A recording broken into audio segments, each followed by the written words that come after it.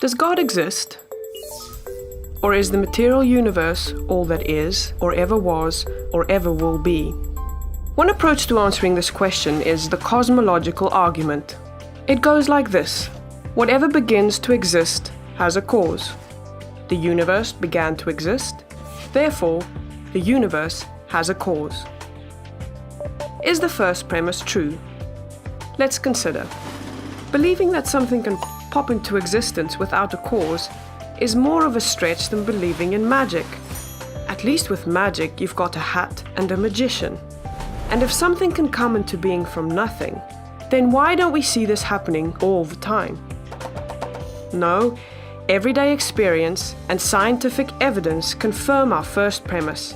If something begins to exist, it must have a cause. But what about our second premise? Did the universe begin, or has it always existed? Atheists have typically said that the universe has been here forever. The universe is just there, and that's all.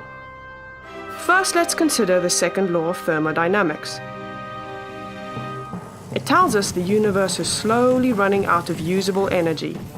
And that's the point. If the universe had been here forever, it would have run out of usable energy by now. The second law points us to a universe that has a definite beginning. This is further confirmed by a series of remarkable scientific discoveries. In 1915, Albert Einstein presented his general theory of relativity. This allowed us, for the first time, to talk meaningfully about the past history of the universe.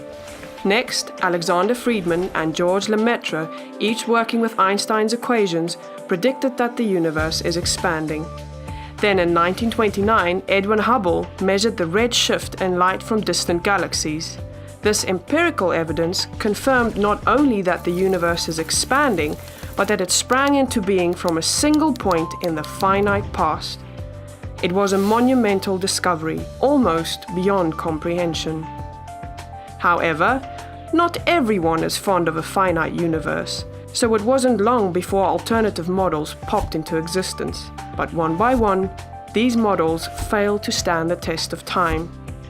More recently, 3 leading cosmologists, Arvin Bord, Alan Guth, and Alexander Vilenkin, prove that any universe which has on average been expanding throughout its history cannot be eternal in the past, but must have an absolute beginning.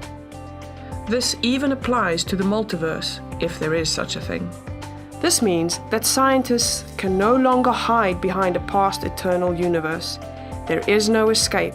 They have to face the problem of a cosmic beginning. Any adequate model must have a beginning, just like the standard model. It's quite plausible then that both premises of the argument are true. This means that the conclusion is also true. The universe has a cause. And since the universe can't cause itself, its cause must be beyond the space-time universe. It must be spaceless, timeless, immaterial, uncaused, and unimaginably powerful, much like God.